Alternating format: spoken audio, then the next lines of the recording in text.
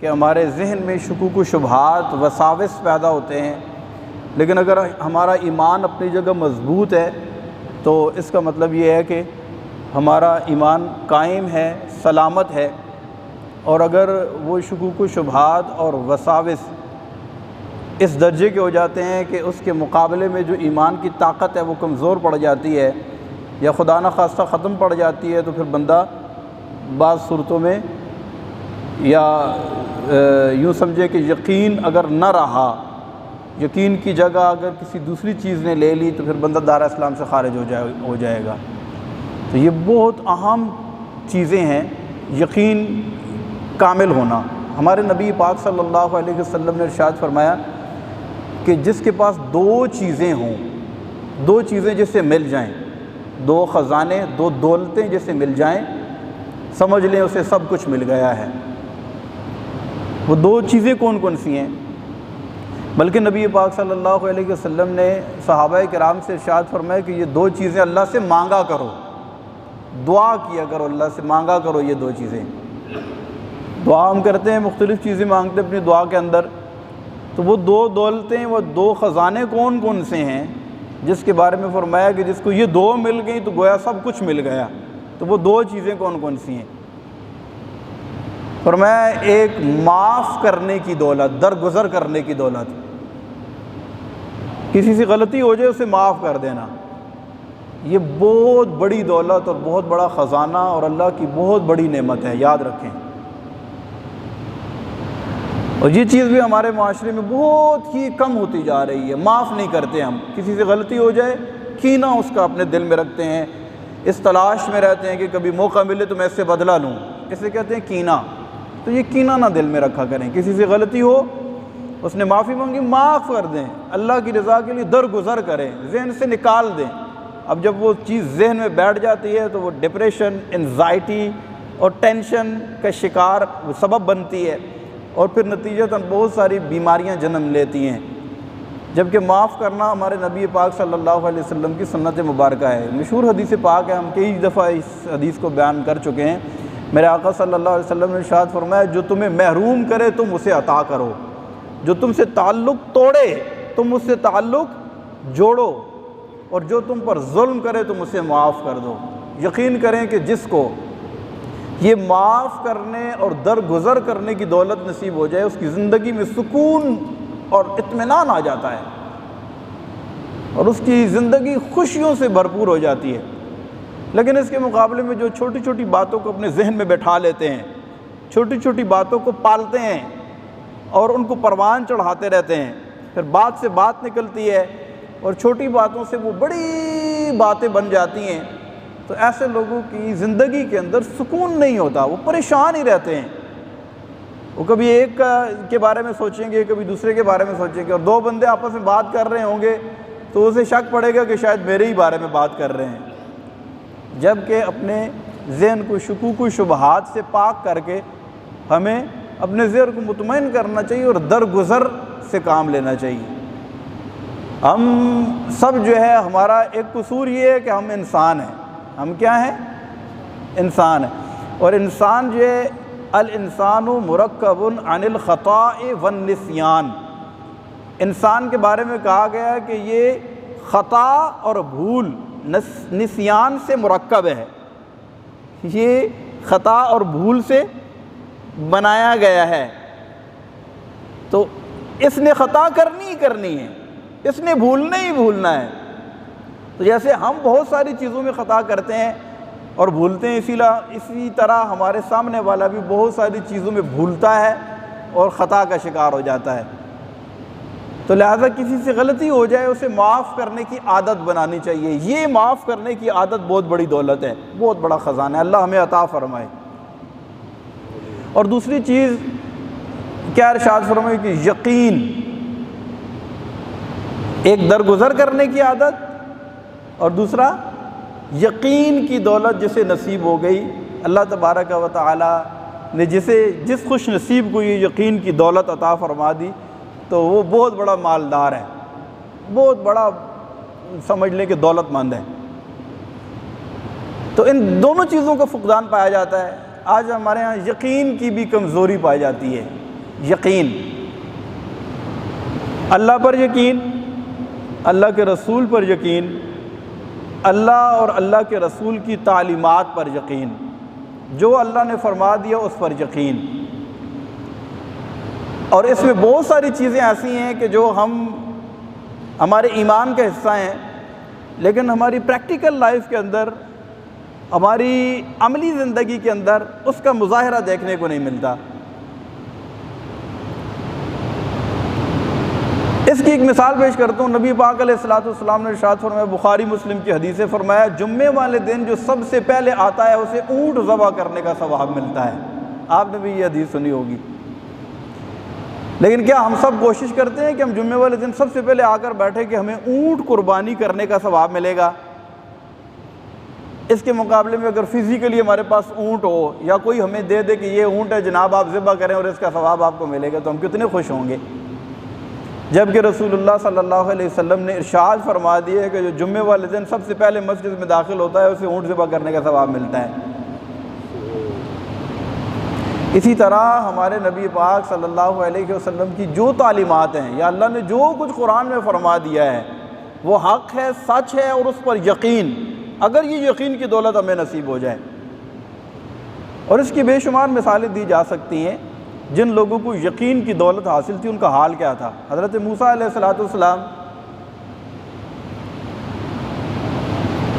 آپ کی قوم کو جب پیاس لگی، پانی کی ضرورت تھی، اللہ تبارک وَإِذِ اسْتَسْقَىٰ مُوسَىٰ لِقَوْمِهِ، جب آپ نے اپنی قوم کے لیے پانی کا سوال کیا تو اللہ نے ارشاد فرمایا اضرب بعصاک الحجر، کیا کر؟ اپنے عصا کو، اپنی لاٹھی کو پتھر کے اوپر مار۔ فانفجرت من حسنتا عشرۃ عینا، تو پتھر کے اوپر لاٹھی مارنے سے 12 چشمے پھوٹ پڑے۔ تو جب اللہ نے فرمایا نا لاٹھی مار، تو انہوں نے یہ نہیں سوچا کہ میں لاٹھی ماروں گا تو کیا ہوگا۔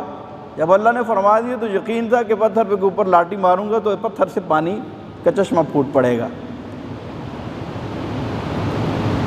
اسی طرح فرعون کے دربار میں جب گئے، جادوگروں سے مقابلہ ہوا، سارے جادوگر آ گئے، انہوں نے جادو کے سانپ جب سامنے ظاہر کی نا تو حضرت موسیٰ علیہ السلام کو کیا ارشاد فرمایا کہ اپنے عصا کو، فالقى موسیٰ عصا، اپنے عصا کو زمین پر ڈال دو، تو انہوں نے ڈال دیا۔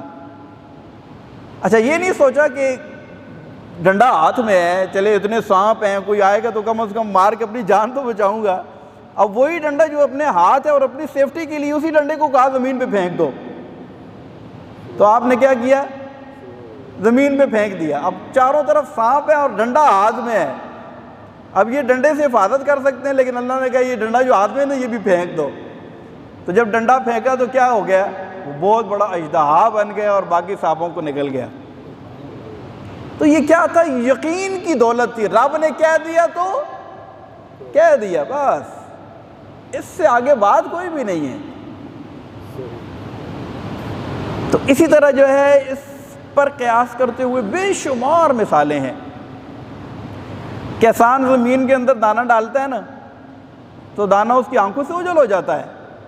اب وہ دانہ خاک میں مل گیا ہے، لیکن اس کے نتیجے میں کتنے دانے اس کو حاصل ہوتے ہیں؟ یقین کی بات ہے۔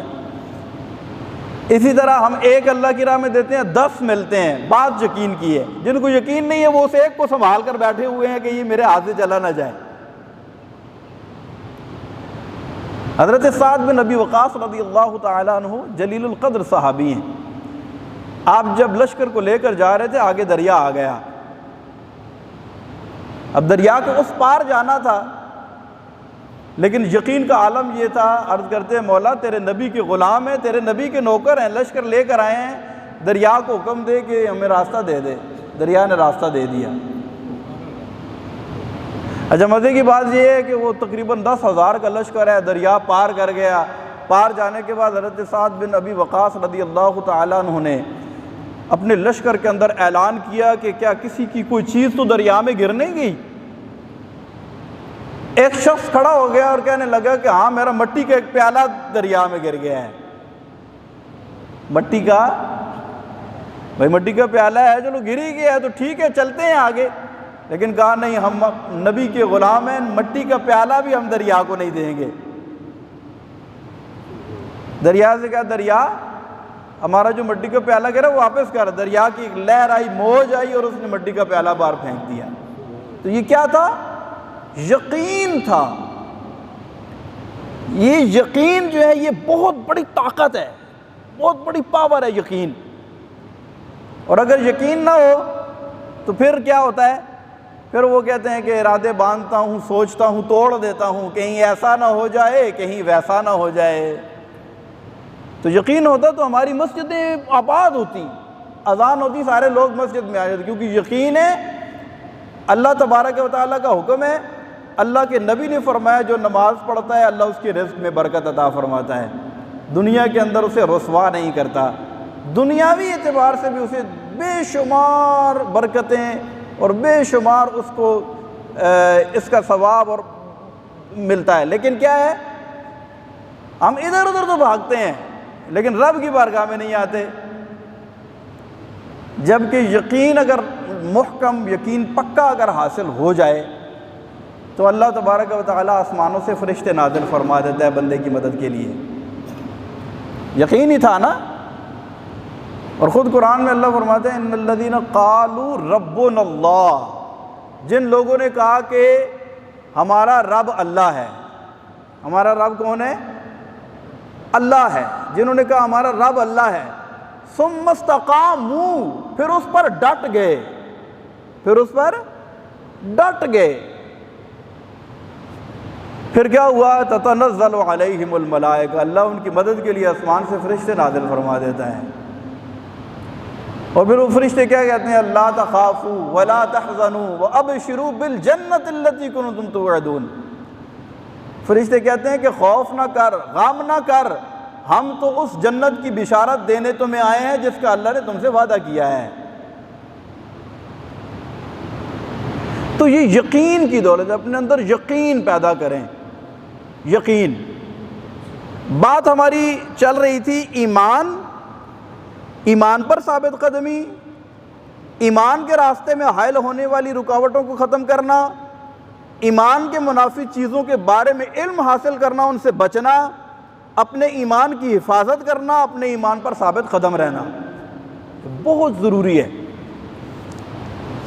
زندگی بہت مختصر ہے، میں اور آپ ان قریب دنیا سے چلے جائیں گے، لیکن دنیا سے جانے کے بعد کامیابی کس کے لیے ہے؟ ایمان والے کے لیے۔ کس کے لیے؟ اور جو بے ایمان مرا اور جو کافر مرا اس کے لیے خرابی ہی خرابی ہے، اس کے لیے کوئی آخرت میں اس کے لیے حصہ نہیں ہے۔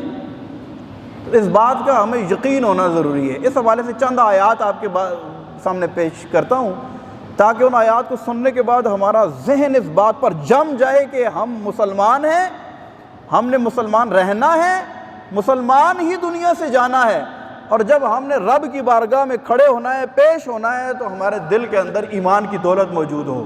اس کے لیے ہم فکر مند ہوں اور اسی بات کے لیے ہم اس علم کو حاصل کریں اور اپنے ایمان کی حفاظت کی ہر وقت فکر میں لگے رہیں۔ قرآن پاک میں اللہ تبارک و تعالیٰ نے ارشاد فرمایا والعصر، قسم ہے زمانے کی، ان الانسان لفی خسر، بے شک انسان خسارے میں ہے، نقصان میں ہے، سارے کے سارے انسان نقصان میں ہیں۔ پھر اس نقصان سے باہر کون ہے؟ پھر اس نقصان سے مستثنا کون ہے؟ پھر کون ہے جو خسارے میں نہیں ہے؟ فرمایا الا الذین آمنوا وعملوا الصالحات وتواصوا بالحق وتواصوا بالصبر۔ سارے انسان نقصان میں ہے لیکن وہ نقصان میں نہیں ہے جو ایمان والا ہے۔ نقصان میں کون نہیں ہے؟ جو ایمان والا ہے۔ تو سب سے پہلے تو ہمیں ذہن میں یہ بات بٹھا لینی چاہیے کہ ہم نے اپنے ایمان کی فکر کرنی ہے کہ ہم ایمان والے ہیں تو ایمان والے ہی رہیں اور ایمان پر ہی اللہ تبارک و تعالی ہمارا خاتمہ فرمائے۔ پھر اس کے بعد حق بات کی نصیحت کرتے ہیں، صبر کی تلقین کرتے ہیں۔ تو سارے انسان نقصان میں، کون نقصان میں نہیں ہے؟ جو ایمان والا ہے اور نیک اعمال کرنے والا ہے۔ ایک اور مقام پر اللہ تبارک و تعالیٰ نے ارشاد فرمایا ان الذین آمنوا وعملوا الصالحات، بے شک وہ لوگ جو ایمان والے ہیں اور نیک اعمال کرنے والے ہیں، سندخلہم جنات تجری من تحتہا الانہار خالدین فیہا ابدا، ان قریب ہم انہیں ایسے باغوں میں داخل فرمائیں گے جن کی نیچے نہریں رواں ہیں۔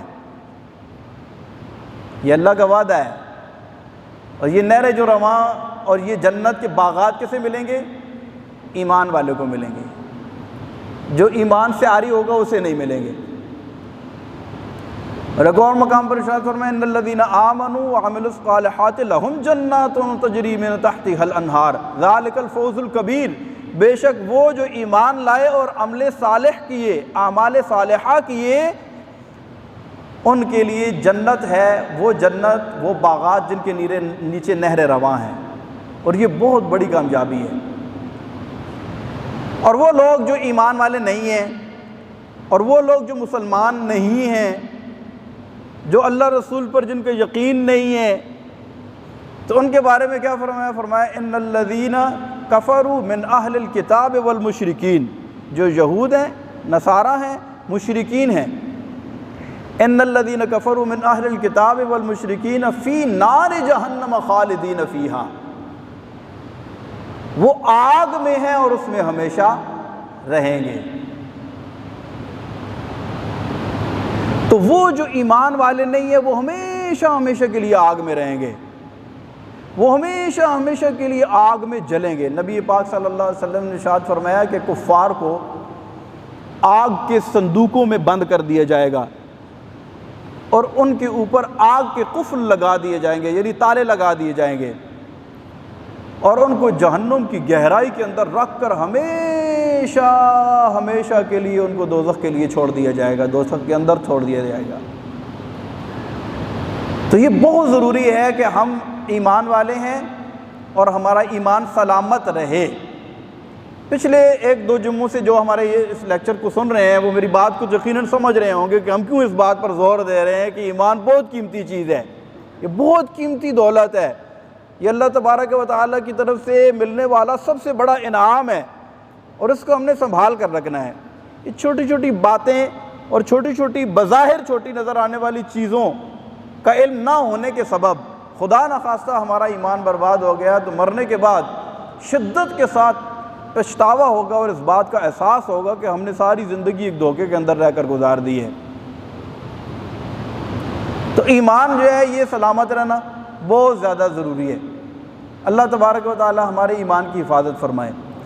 اب ہم آتے ہیں، جیسا کہ اللہ تبارک و تعالی کی ذات و صفات کے بارے میں، اللہ تبارک و تعالی کی طرف کسی ظلم کی نسبت ہم نے نہیں کرنی، اللہ تبارک و تعالی کی طرف کسی زیادتی کی نسبت ہم نے نہیں کرنی، اللہ تبارک و تعالی کی طرف ہم نے کسی جہالت کی نسبت نہیں کرنی۔ یہ عام فہم جو ہمارے ہاں چیزیں بولی جاتی ہیں، لطیفے جوکس سنائے جاتے ہیں، سوشل میڈیاز کے اوپر میسیجز چلتے ہیں جس میں مذاق، مسخری، استہزاء اڑایا جاتا ہے، اور اس استہزاء کے اندر معاذ اللہ بعض اوقات اللہ تبارک و تعالیٰ کی ذات، اللہ تبارک و تعالیٰ کی صفات، انبیاء کرام، فرشتوں، دوزخ، جنت، فرشتوں کے بارے میں کئی جوکس بنے ہوئے ہیں۔ فرشتوں کا مذاق اڑانا بھی بندے کو دائرہ اسلام سے خارج کر دیتا ہے، بندہ مسلمان نہیں رہتا۔ اگر کسی نے کسی فرشتے کے حوالے سے مذاق کی کوئی لطیفہ بنایا، آگے فارورڈ کیا، اس پر ہنسا، زبان سے اس کو ادا کیا، یہ بہت خطرناک ترین معاملہ ہے۔ جنت کے بارے میں لوگ مذاق کرتے ہیں، لطیفے بنائے ہوئے ہیں۔ اللہ تبارک و تعالیٰ کے عذاب کو ہلکا تصور کرنا، ہلکا جاننا، یہ بھی بندے کو دائرہ اسلام سے خارج کر دیتا ہے۔ دوزخ کا مذاق اڑانا، مختلف لطیفے بنے ہوئے ہیں، آپ میری بات سمجھ رہے ہوں گے۔ تو اس طرح کی چیزوں سے ہم نے بالکل اوائڈ کرنا ہے۔ ایسی بات کوئی بھی ہمارے سامنے آئے تو ایک دم الرٹ ہو جانا ہے کہ کہیں ایسا نہ ہو میرے ایمان کی بربادی کا سبب بن جائے، لہٰذا ایسی چیزوں سے بالکل اوائڈ کرنا ہے۔ اور جس بندے نے آپ کو یہ میسج فارورڈ کیا یا جو آپ کی محفل کے اندر اس طرح کے جوکس سنا رہا ہے لوگوں کو فقط ہنسانے کے لیے، اس کو فوراً وہاں پر اگر ہماری چلتی ہے تو روکیں اور اس سے کہیں کہ خدا کا واسطہ یار اس طرح کی باتیں نہ کریں، ہمارا ایمان جو ہے یہ اس کا معاملہ بہت سینسٹیو ہے، تو اپنے ایمان کو بچائیں۔ اللہ تبارک و تعالیٰ کی ذات و صفات اور توحید پر ایمان جیسے کہتے ہیں، اس پر مختصر گفتگو ہماری ہوئی تھی، جو موسٹ امپورٹنٹ چیزیں ہیں، بہت زیادہ کامن ہیں ہمارے ہاں، اس کی نشاندہی ہم نے کی تھی۔ اسی طرح اہم ترین عقیدہ رسالت، یعنی انبیاء کرام علیہم السلام پر ایمان لانا، اس حوالے سے بھی چند ضروری باتیں انشاءاللہ آپ کے گوش گزار کرتا ہوں۔ انبیاء کرام جتنے بھی اللہ تبارک و تعالیٰ نے دنیا کے اندر مبعوث فرمائے ہیں، ہر نبی کو، ہر نبی پر ایمان لانا یہ ہمارے ایمان کا حصہ ہے۔ اگر کسی ایک نبی کا بھی انکار کیا تو بندہ مسلمان نہیں رہتا۔ ان انبیاء کرام علیہم السلام کی تعداد کتنی ہے؟ کوئی فکس تعداد کسی روایت میں نہیں آئی ہے، اسی لیے ہم کہتے ہیں کہ کم و بیش 1,24,000 انبیاء کرام۔